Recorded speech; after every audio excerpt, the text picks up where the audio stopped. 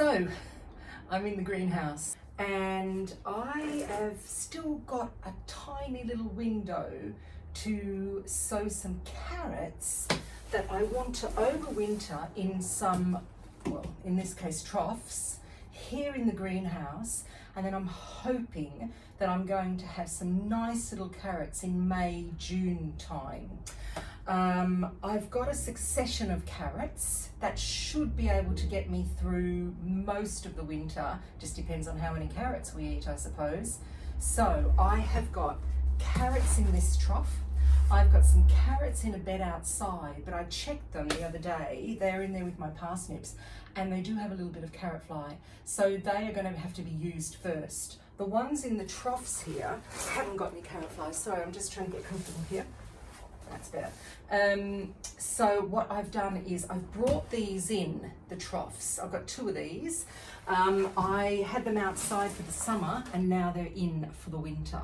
And I will continue to harvest my carrots from here. What I might do is, because the tops of these carrots are starting to look a little bit brown, I might actually just chop the tops off and they'll continue to grow. You'll get a little bit of growth. But I want to just show you these carrots because this is what I'm going to be sowing now for my, what did I say, May, June time. Let's pull one out.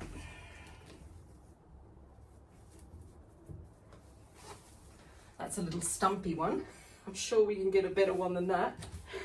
There, that's better. Okay. Carrots. Great. Love carrots. So this variety here is called, and I might actually let's just bring a few in, I think. Here's a nice one, look. Beautiful. Beautiful, beautiful. This variety is called Napoli. It's an F1 and I find that this variety does really well in the cold weather. So in this trough here behind me, I am going to sow some carrots and I'm going to sow them exactly like I sowed them in there. Oh, the other lot of carrots that I've got are in my veggie bag as well. And I need to drag that inside. It's a little heavy because if you've used a veggie pod before or a veggie bag, it has a reservoir at the bottom and that's where it gets fed with the water. So I will drag it in and that has, quite a few different types of carrots. That's my last sowing of carrots. So that should definitely take me through the winter.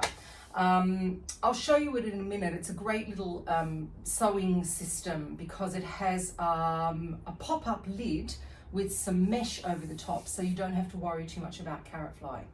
Okay, so let's show you how I'm going to sow these. So all I did was, with these ones here, I just make little indentations with my finger, I would say about at 2 inches apart, and I sow about 2, maybe 3 seeds per indentation, and that is how I sow my carrots. So like I said, I am going to sow a few of these troughs.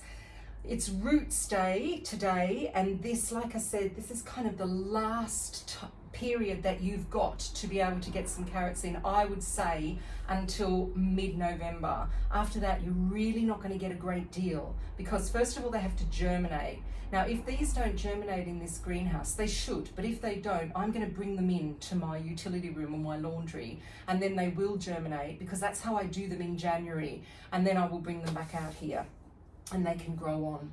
So let's sow these carrots and fingers crossed we get some really, really nice ones. Napoli and F1. So this is my veggie bag that I was telling you about. There. It pops, you can actually pull it down like this, you see. But in there I have all my carrots. So they're doing really well. Let's open this up and show you. There you go. Look. Really nice. So that I have to now bring into the greenhouse because I don't want any frost on that. And yeah, that should be fine. Excellent.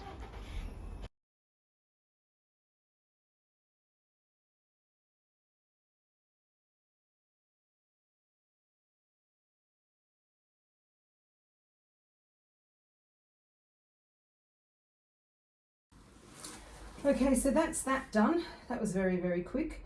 The other reason why I don't kind of broadcast the seeds in long rows is I find that you actually waste so much seed. So I have done 30 little holes, indentations here, and I have put 3 seeds per hole, and that should be fine. That should germinate nicely. I also didn't mention that, let me just bring this up so I can see, so that you can see me. There we are. I didn't mention that the soil, the compost that I'm using in here is actually used compost. So the ones that I did at the beginning of the year, that are behind you now in the big blue trough, I used the compost that I had for, let me think what that was. I had some potatoes, and so I used old potato compost. This one here, so this is compost from all my chili peppers, all my peppers that I'm taking out of the greenhouse, anything that's in the tomatoes as well. So any compost that I'm not putting actually on my raised beds, I'm using in here. And I did have some radish in here, but that's what I got. Yay. So I already did have some compost in here, and I just kind of top dress it. I just put some, new compost on top. You can use your own compost if you want to as well.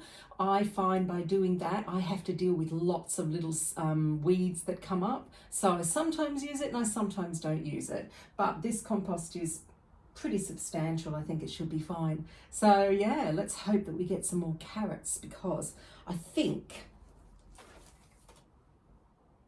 I cracked growing carrots. And the trick is, grow them in something like that. Or if you've got them growing in a bed, make sure that it is covered all the time. Otherwise, you're going to get carrot fly. There's no two ways about it. So, sowing carrots.